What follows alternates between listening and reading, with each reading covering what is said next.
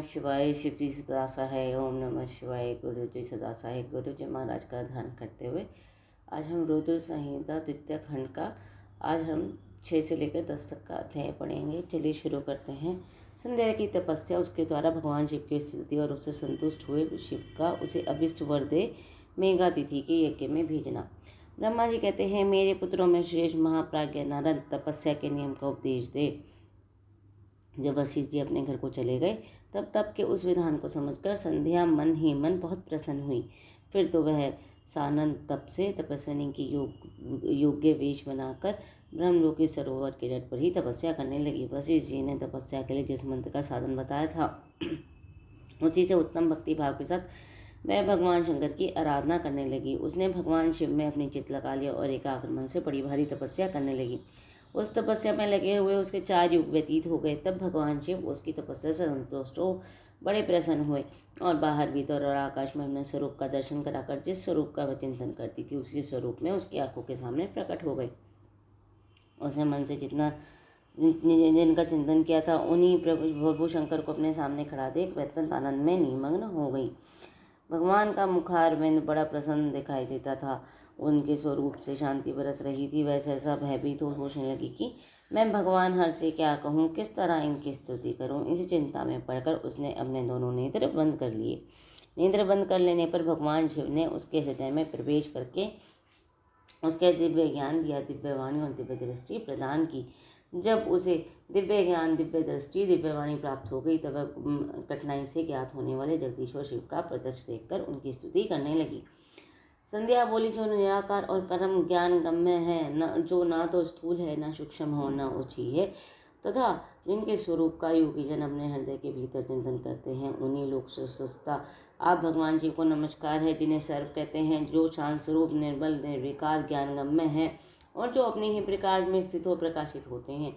उनमें विकार का अत्यंत अभाव है, जो आकाश मार्ग की भांति निर्गुण निराकार बताए गए हैं और जिनका स्वरूप अज्ञान अंधकार मार्ग से सर्वदा से परे है। उन्नत प्रसन्न आप भगवान शिव को मैं प्रणाम करती हूँ, जिनका स्वरूप एक अद्वितीय शुद्ध बिना माया के प्रकाशमान सच्चिदानंद में सहज निर्विकार नित्यानंद में सत्य ऐश्वर्य से युक्त प्रसन्न तथा लक्ष्मी को देने वाला है। उन आप भगवान शिव को नमस्कार है, जिनके स्वरूप की ज्ञान रूप से ही उद्भावना की जा सकती है, जो इस जगत में सर्वदा भिन्न है तथा सत्व प्रधान ध्यान के योग्य आत्मस्वरूप सारभूत सबको पार लगाने वाले और पवित्र वस्तुओं में भी परम पवित्र है। उन आप महेश्वर को मेरा नमस्कार है। आपका जो स्वरूप शुद्ध, मनोहर, रत्नमय, आभूषणों से विभूषित और स्वच्छ कपूर के समान गौरवर्ण है, जिसने अपने हाथ में वर, अभय, चूल और मुंड धारण कर रखा है, उस दिव्य चिन्ह में सगुण साकार विग्रह से सुशोभित आप यो युग भगवान शिव को नमस्कार है। आकाश, पृथ्वी, दिशाएं, जल, तेज और काल, ये जिनके स्वरूप हैं, उन आप परमेश्वर को नमस्कार है। प्रधान प्रकृति तथा पुरुष जिनके शरीर रूप से प्रकट हुए, अर्थात में दोनों जिनके शरीर हैं, इसलिए इनका यथार्थ रूप अव्यक्त बुद्धि आदि से परे है, उन भगवान शंकर को बारंबार नमस्कार है। जो ब्रह्मा होकर जगत की सृष्टि करते हैं, जो विष्णु होकर संसार का पालन करते हैं और जो रुद्र होकर अंत में सृष्टि का संहार करेंगे, उन्हीं आप भगवान सदाशिव को बारंबार नमस्कार है, जो कारण के भी कारण हैं, दिव्य अमृत ज्ञान और अणिमा आदि ऐश्वर्य प्रदान करने वाले हैं, समस्त लोकांतरों को अभय देने वाले हैं, स्वयं प्रकाश रूप तथा प्रकृति से परे हैं, उन परमेश्वर शिव को नमस्कार है। नमस्कार है वह जगत जिनसे भिन्न नहीं कहा जाता, जिनके चरणों में पृथ्वी तथा अनन्य अंगों से संपूर्ण दिशाएं, सूर्य, चंद्रमा, कामदेव एवं अन्य देवता प्रकट हुए हैं तथा जिनकी नाभि से अंतरिक्ष का आविर्भाव हुआ है, उन्हीं आप शंभु को मेरा नमस्कार है। प्रभु, आप ही सबसे उत्कृष्ट परमात्मा हैं, आप ही नाना प्रकार की विद्याएं हैं, आप ही हर संगार करता और आप ही सद ब्रह्मा और ब्रह्म हैं। आप सदा विचार में तत्पर रहते हैं, जिनका ना आदि है, ना मध्य है, ना अंत ही है, जिनसे सारा जगत उत्पन्न हुआ है और जो मन और वाणी के विषय में नहीं है, उन महादेव जी की स्तुति मैं कैसे कर सकूँगी।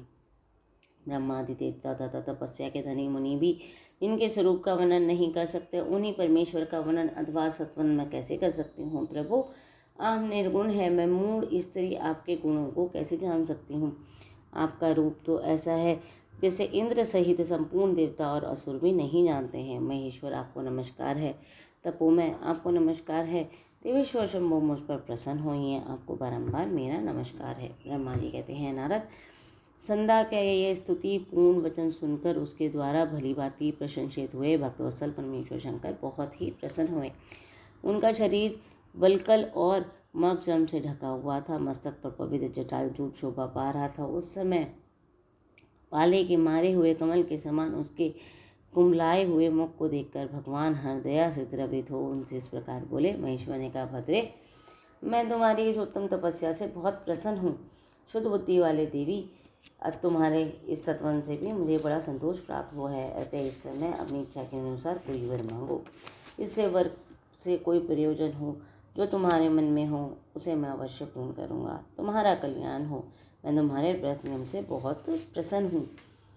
प्रशंसित महेश्वर का यह वचन सुनकर अत्यंत हर्ष से भरी हुई संध्या उन्हें बारंबार प्रणाम करती हुई बोली, महेश्वर, यदि आप मुझे प्रसन्नतापूर्वक वर देना चाहते हैं, यदि मैं वर पाने के योग्य हूँ, यदि पाप से युक्त हो गई हूँ, पाप से शुद्ध हो गई हूँ, तथा देव, यदि इस समय आप मेरी तपस्या से प्रसन्न हैं, तो मेरा मांगा हुआ यह पहला वर सफल करें। देवेश्वर, इस आकाश में पृथ्वी आदि किसी भी स्थान में जो प्राणी में सबके जन्म लेते ही काम भाव से युक्त ना हो जाएं। नाथ, मेरी सकाम दृष्टि कहीं ना पड़े। मेरे जो पति हों, मैं भी अत्यंत सुदृढ़ हूँ। पति के अतिरिक्त जो भी पुरुष मुझे सकाम भाव से देखे, उसके पुरुषोत्तर तत्व का नाश हो जाए, वह तत्काल नपुंसक हो जाए। निष्पाप संध्या का वचन सुनकर प्रसन्न हुए भक्तवत्सल भगवान श्री शंकर ने कहा, देवी, संदेह सुनो। भद्रे, तुमने जो जो वर मांगा है वह सब तुम्हारी तपस्या से संतुष्ट होकर मैंने दे दिया। प्राणियों के जीवन में मुख्यतः 4 अवस्थाएं होती हैं। पहली शैशवावस्था, दूसरी कौमारावस्था, तीसरी यौन अवस्था और चौथी वृद्धावस्था। तीसरी अवस्था प्राप्त होने पर देहधारी जीव काम भाव से युक्त होंगे। कहीं कहीं दूसरी अवस्था के अंतिम भाग में प्राणी सकाम हो जाएंगे। तुम्हारी तपस्या के प्रभाव से मैंने जगत में सकाम भाव के उदय की यह मर्यादा स्थापित कर दी है, जिससे देहधारी जीव जन्म लेते ही कामासक्त न हो जाएं। तुम भी इस लोक में वैसे दिव्य सती भाव को प्राप्त करो, जैसा तीनों लोकों में दूसरी किसी स्त्री के लिए संभव नहीं होगा। पानी ग्रहण करने वाले पति के सिवा जो कोई पुरुष तुम्हें सकाम होकर तुम्हारी ओर देखेगा, वह तत्काल नपुंसक होकर दुर्लभता को प्राप्त हो जाएगा।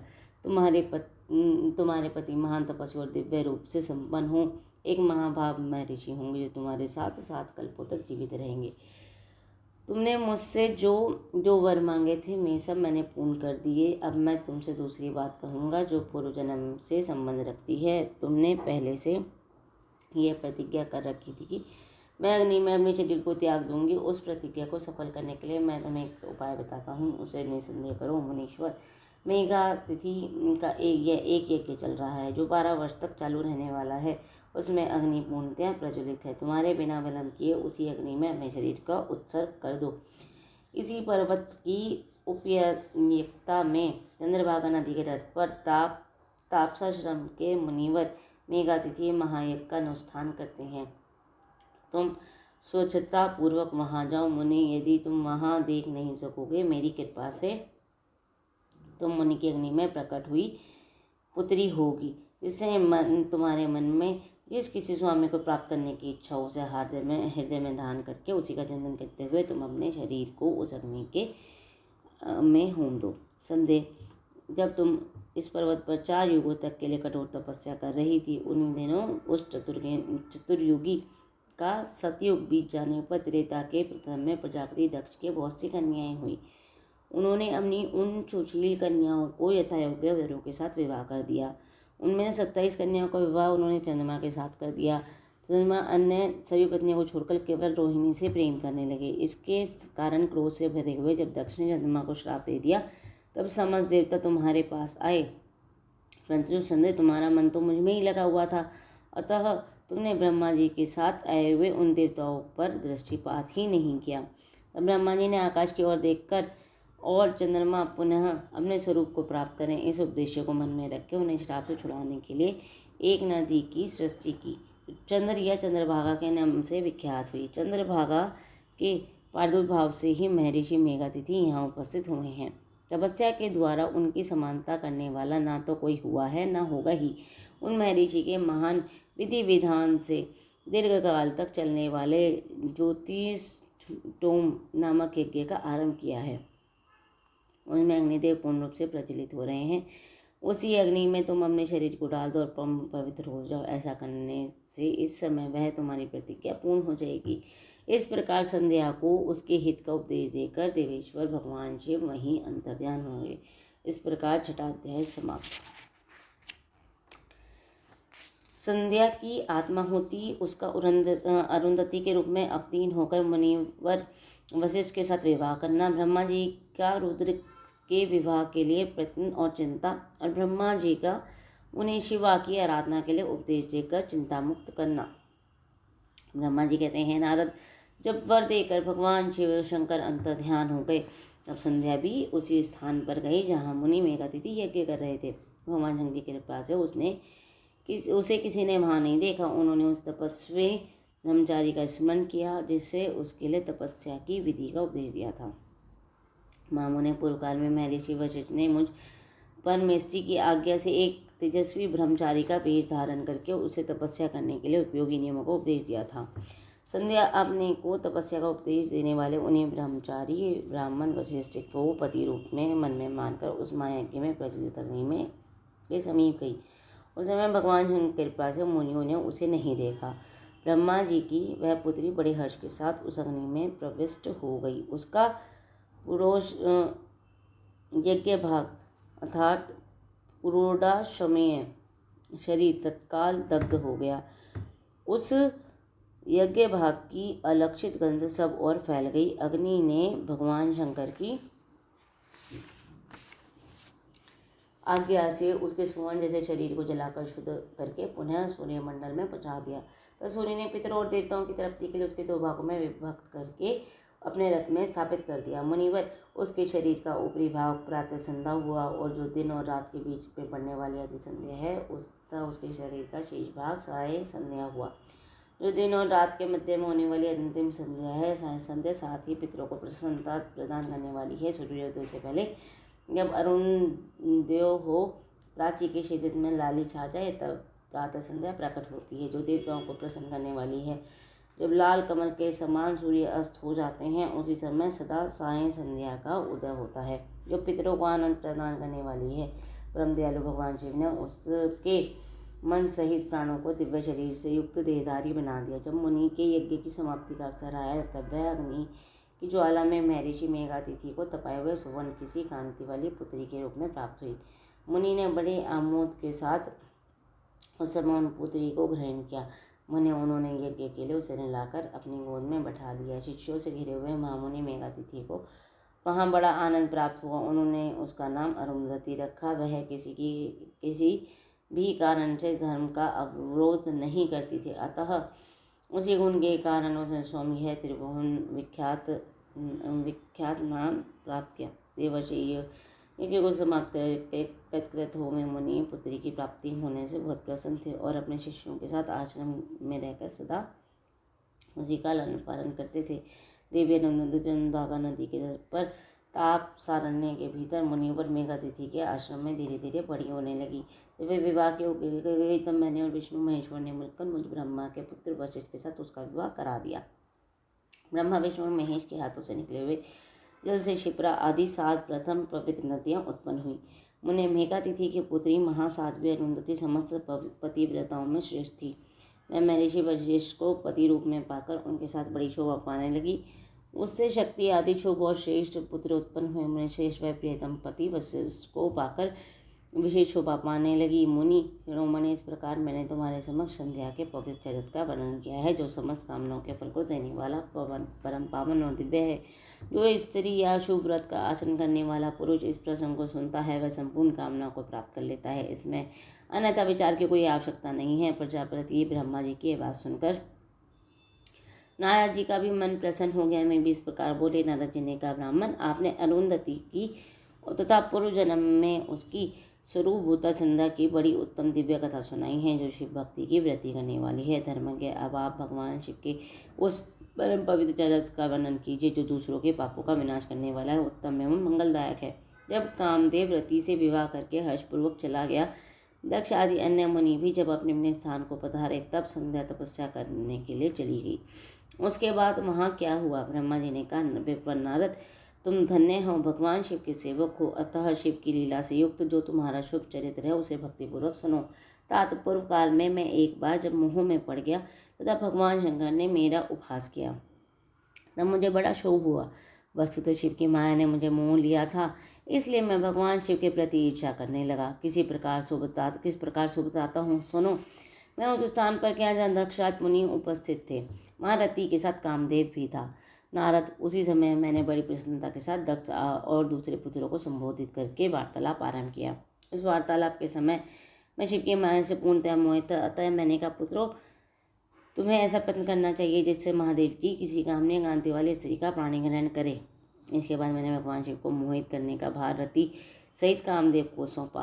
कामदेव ने मेरी आज्ञा मानकर, प्रभो, सुंदरी स्त्री मेरा ही अस्त्र है, अतः शिव जी की मोहित करने के लिए किसी नारी की सृष्टि कीजिए। यह सुनकर मैं चिंता में पड़ गया और लंबी सांस खींचने लगा। मेरे उस निश्वास में राशि राशि पुष्पों से विभूषित वसंत का प्रादुर्भाव हुआ। वसंत और मल यानिल ये दोनों मदन के सहायक हुए। इनके साथ जाकर कामदेव ने वामदेव को मोहने की बारंबार चेष्टा की, परंतु उसे सफलता न मिली।